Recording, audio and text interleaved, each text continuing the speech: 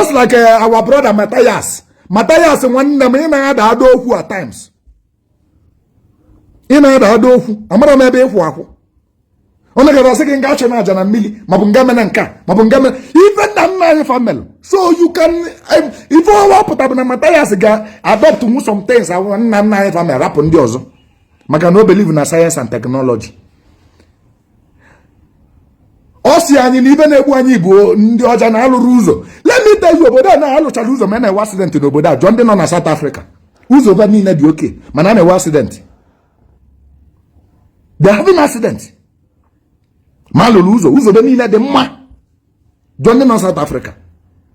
Anything happens in your life, there's a reason and purpose. Spirit control the physical. It's neither you believe it or you leave it, but it's existing. My brother, Nmiri Eweilo Okalakwu. I always call you my brother because na gini me. Igbo onye Anambra bai. Yatago. So mana so ebe mụ na gana abu na egwe eme ihe da bu na ikwetero na Christianity. Mana I will tell you for free nwanne m nwoke bụ na onye ọbụla nwere usoro isi efe Chukwu okike abịama. Ma India believe that in all powerful God. Onye ọbụla ifolu nọ n'ụwa even na gwa na-eme omenala I believe na Chukwu okike abịama mana o nweziri ụzọ isi eso efe nya bụ Chukwu okike abịama. So rapụ m ka m solu Christianity wee fee Chukwu okike abịama nke m ịghọtago in a Christian way. Ị na-aghọta ya? So biko nụ do ayụnụ niile na onye ọbụla na-disagree n'ihe dị na Bible ejikwa wee mee nke a na-aghọta nke na ụdị nke mana how will you feel tomorrow na somebody will put his own theory saying now with this 1 + 1 I go na school I broke on 1 + 1 that there is something made before the one where is another word already before one, where is another number before one, which 9 where 0. Somebody has said okay, something happened that made that into able 0. So by then that is when you begin to understand that in the mother Ghana school beginning rubbish. Mana obodo ihe niile ka nna abịa akọwala ihe niile ka nche ekwu because na ebe nna anọ eti aka n'obi all the time ebe nọ bụ na you believe in the spirituality of life. Imana spirit control the physical. Thank you very much for that. And I like me ihe anụ nwa izichele Mathias Ezeaku amamara ihe izichele because na Mathias because mgbe m kwuru ihe anwa mgbe m mee video last time sị gị na Mathias anyị na support Mathias anara eme omenala. Mana thank God na a year later ọbịago kịta wee kwuo nke metụta gị iji wee sị na n'ịnụkwala ihe okwu mana n'otegbe aka ị na-achọ ka esi wee mee gịnị digest nya bụ okwu. Thank you very much for that nwanne m nwoke. You gotta go. I will always cherish you as my brother because na gịnị me you believe in a spirituality of life. Likewise mụnwa I believe in na the spiritual controls the physical. Ọ bụrụ ya niile ka ụlọ ọgwụ na-agwọta Christianity mee ka ịmalụ nke ahụ too. Ọ bụrụ ya niile ka ụlọ ọgwụ na-agwọta mana due to the gullibleness of our people ha believe in ihe niile bụ gịnị ụlọ ọgwụ. Ha believe in ihe niile bụ ya na ekpeti ya na ekpele. O nwe ebe ihe eje o nwe ụlọ ọgwụ ihe eje doctor mee o metere ọsị gị na jebe chọọ the nearest church, a powerful man of God that can set you free in this. O nwere nke anyị bụ asị gị na nke anụ ọsị gị in my years of medical practice na mafebere ụdị a makwana onwe ka doctor esi treat mmadụ today na-asị na onye ahụ ama nga ije in the next 3 years. Onye ahụ bi na-egaba ije in the next 1 month. That doctor, that thing man has tampered with ihe ọ gụta na school. Ọ asị gị na ọfebere ụdị a before. Ị na-anụ? So nwanne m nwoke I like him ihe ịgwa Mathias because na ọ bụrụ na ndị otu ya anụ this type of message coming from onye ama na-akụzi Igbo, onye ama na-emeta omenala emesi ya ike, coming from mmadụ dịka Nmiri Eweilo, ọ bụ na ndị otie ya sometimes digest ke n'ihe mmadụ kwu hapụ ịdị na-akọwa awa all the time. I like the fact na akụzi Igbo alisi ikwutụkwa maka Christianity isikwa na ya bakwa na ọzọ bakwa na the spirituality of life, which means na everybody is heading the same we are heading the same road, the same goal, mana gịnị me na isi different directions. O ihe m chọrọ onye ọbụla aghọta dị ha yotagodo ọzọ in form of mathematics anyị niile na-achọ xyz mana asịgo oke onye awele formula nke chọta xyz, onye awele formula nke chọta xyz. So anyị kpọkọ mmadụ 8 kịta anyị niile na-achọ x mana onye dị different formula, onye dị different formula, onye dị different from. At the end of the day, onye ka anyị na-achọ, X ka anyị na-achọ. Yotago nwanne m nwoke. Thank you very much for this. Mana ndị otu Mathias ndị mkpụrụ mmiri gekena no message Nmiri Eweilo send Nmiri Eweilo kwu. Unu gechazi nke unu adịrọ convinced. Amazi m ihe ọzọ na-eme na odigo obvious na gịnị na Mathias ji unu brain unu na-alụlụ onwe ya unu na-emela onwe ya investment elana. Agwa m unu by the time you people realize what this man is doing to you people, o nwere ike oti walugo mee gịnị na obodo Igbo. Otu ulu na-asị na Oman na record 13 years of accident free. Go and google it. Go and do your research. Never allow an illiterate to lead you. Na mmadụ jele obodo Igbo nata does not mean no my head. Don't allow an illiterate like Mathias Ezeaku Ejiofor to lead you. Ikwuchakwa m ka ọ dị m.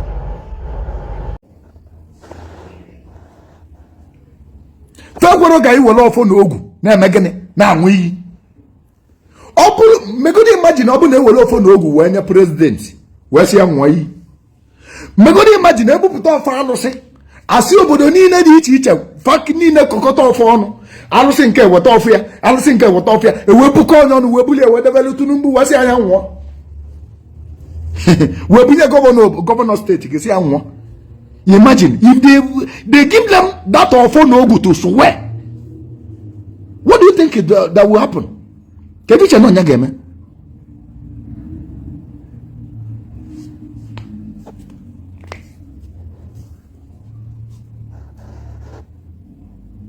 Kedu che no nya game? Obu na ba wele offer no go we nwa yi na ụzọ anụ ha ba si na ba ga alụ na obu na ba alụ offer otigbuo fa na obu na ba nwa wee lie ego na gọọmenti ya ọfọtigbu ofe ka ebe ọ dị gị ka ọ ga-eme ịma na ndị mmadụ ga na-agbalụ prezident ọsọ onye si ya bụrụ abụrụ anyị ga-eme kampen onwe ya ga-ekwe eme kampen ka ọ dị gị ka ọ ga-eme kampen ma ọ bụ na ịdị chọọ na ịma nrụ ọrụ ọ dị gị ka mmadụ ga-eme kampen. They know family ife ga-eme. If they want us to be good, obuna government, obuna na aka ndị ọcha ga-apụ na gọọmenti anyị fa wee mee into that we use our system, African system. If you are in Africa niile ga-aka ndị a mma. If they allow us to unite, if they allow us to use our powers, if they allow us to be the way we was, man onwere ife dịka Asia, onwere dịka Europe, onwere dịka all these people, all these countries we will be more than them. The greatest fear on Africa need to unite here together. Spiritually, physically, psychologically, and every other thing wise. I need kafa. They will never allow us.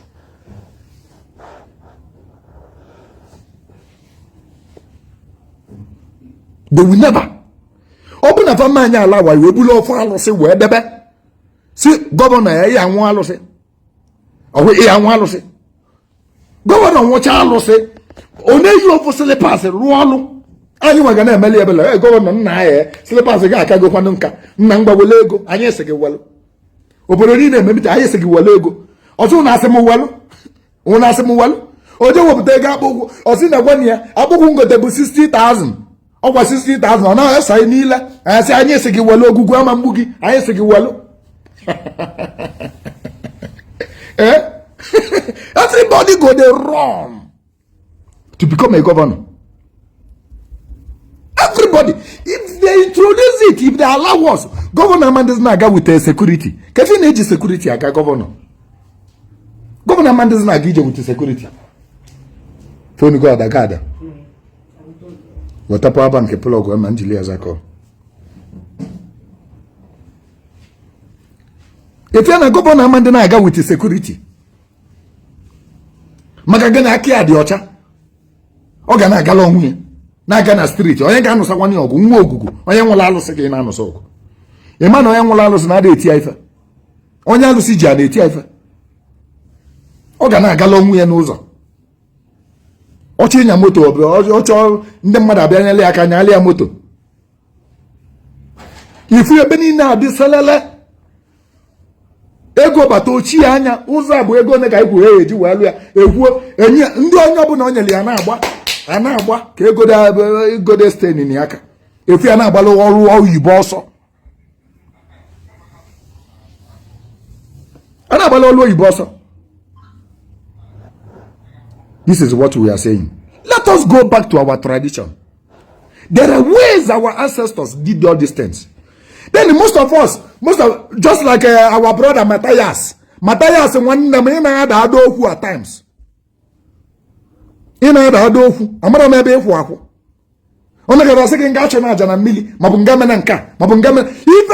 the family. So you can, if you put up in Mathias, adopt to move some things. I want to family rap on those. I cannot believe in science and technology. Ocean even a one Igbo, Ndi Ruzo. Let me tell you about that. Now, I look at Ruzo, man, I was accident to Oboda, joined in on South Africa. Who's over me, not okay? Man, I was accident. They have an accident. Maluluzo, who's over me, not the man, joined in on South Africa. Anything happens in your life, there's a reason and purpose. Spirit to control the physical. It's neither you believe it or you leave it, but it's existing. If you did not settle the spirit holding this world, you begin to have problem. Let me tell you, some people you gonna have about 2 ajabe wolong wafa. Oh no, look at that now. Come on, takeli bu dada. You met again say bonya dada. Say oh ya be say duli ajo no go onworo. Except me salaka. Please in there dada. O wedding ma. You say mo asacho na aja. Mo say menen ka asacho na aja na mili. You more than some people na farmer more na veteran and military. You cannot believe that one. I'm not telling anybody to come to my place because this is another narrative now. If you get in here, this is another thing you get in here now. So our people na deba koyeli. He believe in science and technology. He believe in a hospital. He believe in a government. Government is not your God. Let me tell you this. Government is not your God. No matter that government has the power to do everything physically. Government approach you. The Oyibo language made us to believe that government has the whole power. But it's not true. Magano mad government and the mother have an one. Open Africa unite, your government. There's someone Abuja president no follow say. Onworo. Obu no follow say Moses. Onyo other na drum maja obu onyo onworo. To ya lo say ebufu onye. Mana ndo cha pata we that fear tinya ni ime. Kai we respect the government. I na respect kwafa. Maka na obu ni respect wa egbu ogi. Ayema. Accident na ewe n'uzo. Abro so na alụ n'uzo ma bụ na alụ n'uzo. Osegulu uzo, osegalu n'uzo. Onye ga-anwụ na accident ga-anwụ lele. There are people that has it in their destiny that they must die in accident. There's no to Peter. Also get uzo niile. Te uzo ba na room ya. Olu di death ekwulu na ọ ga-anwụ ọnwụrụ. Ma ọ bụ na ọ chọrọ aja ọ kwesịrị ịchụ. Spirit control the physical.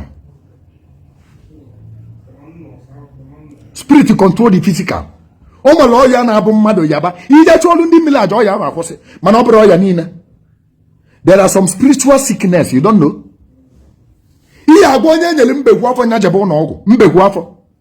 Afụbekwa m na mbekwu afọ na ndụ ụlọ ọgwụ na-agwa. Ihe agwa onye nye poison.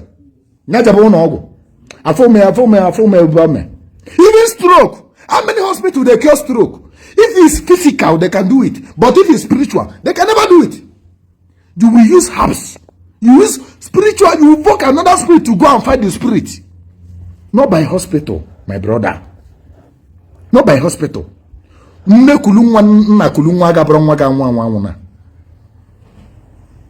ọgbanje ga-egbu, hospital cannot save the person. Onye atụrụ alụsị, onye mebiri alụsị banya wee gbubi ya.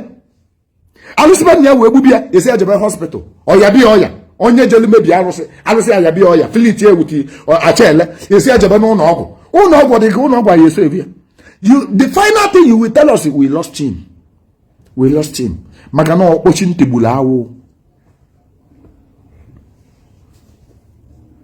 Okpochi ntibulu awụ. Onye mere o ji wee bụrụ na ije ebe ụfọdụ ndị dibịa na-agbọ ma na-agba ụkwụ asị gị jee gba afa. O nwebe a ga-abụ mmeva melu onye ọbụla ọ dagasị gị gba afa ka amalụ mmụọ a ga-akwapụla aja. Onye ọbụla na-agba ụkwụ ada abụ Kristian. Maka gịnị? Fa ga-alụ agụ. Fa lụọ agụ afọ. O nwebe ọ ga-abụ olu fa jeje chụpụ aja. And ọ gba ofu onye ụkwụ ọ setụlụ agụ. Maka na agụ na-alụ na ọ bụrụ ya na-alụ. isi m ka ọjọọ orthopedic ọwụwala agụ. Many of them can get meta. Even in India serve their God, they worship their God, they do sacrifice. Onye gbajiri okwu n'obodo a join India. Olu India send their back say that word and just to modern abenia. Now some spirit is against his healing. Some of them when me India no water. Then why are you telling me about science and technology? I know that they exist. They work. They actually work. But they can never subdue the power of our ancestors. You